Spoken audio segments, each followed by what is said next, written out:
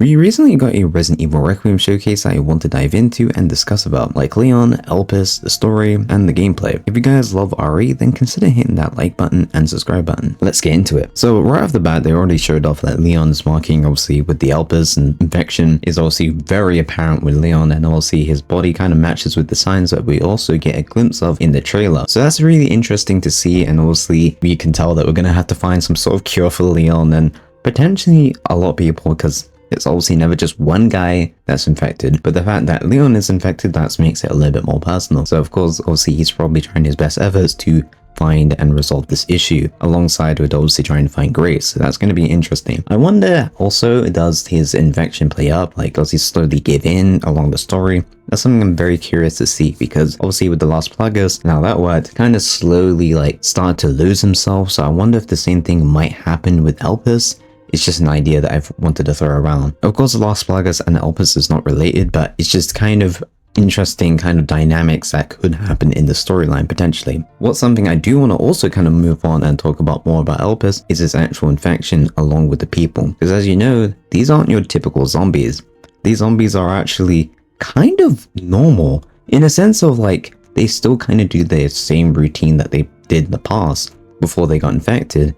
And you can still see that and can literally walk past them at even moments, which is kind of interesting. So I'm curious how long, like how that plays up. Do you just naturally hear them talk about their past and stuff? And could you potentially learn a little bit of backstory in their prior life and stuff like that, which is kind of interesting. They could really play in those dynamics and play in that sort of factor. And I hope they really do, because that would kind of make it more, you know, immersive and more like interesting to see how the residents, because also we know that, you know, the town gets infected, people get, but the one thing I wish that they can dive deeper into is how they react, how their lives were before then. And that's something I'm kind of curious if they would actually try to tackle in this game. But of course, that's kind of a little bit too big and probably grand. So I want you to throw the idea that potentially, you know, one of them might potentially help Grace. You know, I want to throw that in there only because the idea of that they still retain some of their prior habits and stuff like that. What if one of them, maybe a, you know, police officer or something, I don't know, in the virus or something that helps Grace?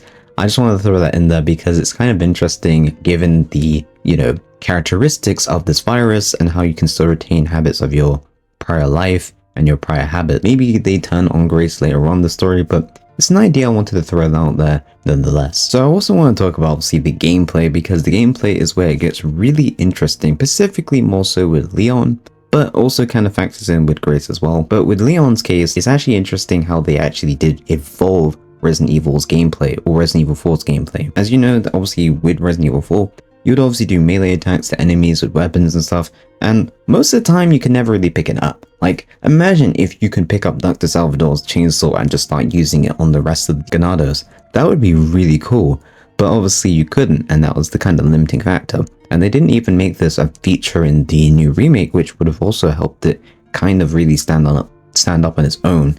So I'm surprised they didn't actually factor that in. But of course it is in Resident Evil Requiem, so that is really cool to see, and I'm glad that it's actually now a thing.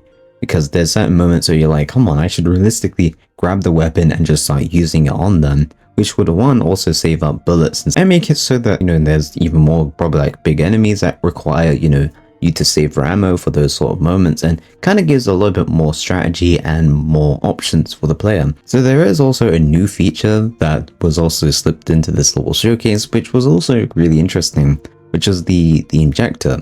The injector is so obviously you kill an enemy or kill a zombie, and then you can scoop its blood to, I think, make your own sort of like herb/medicine. Basically, you can just pop in quickly into your arm and then, you know, boom, bow, you're probably good. Which is actually kind of interesting, and I like the idea.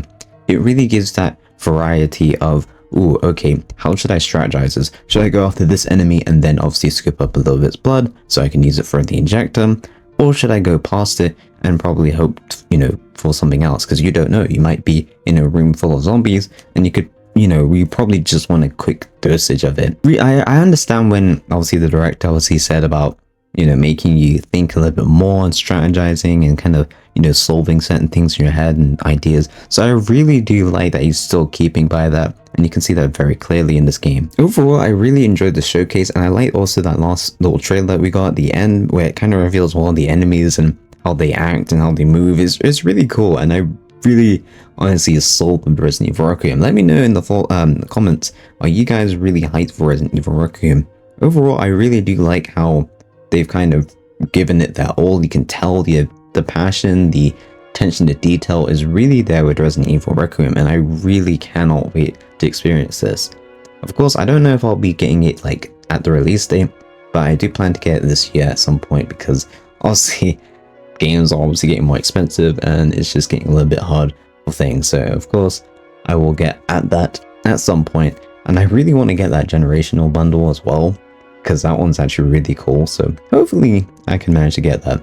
Of course, I think they're really doing a great job when it comes to showcasing Resident Evil this year, and they've really gone out of their way with obviously with Porsche, obviously Hamilton, with like the watches and stuff like that. I like them. The only reason why is because it's just kind of going out their way to market Resident Evil, to market the brand, which I'm really happy.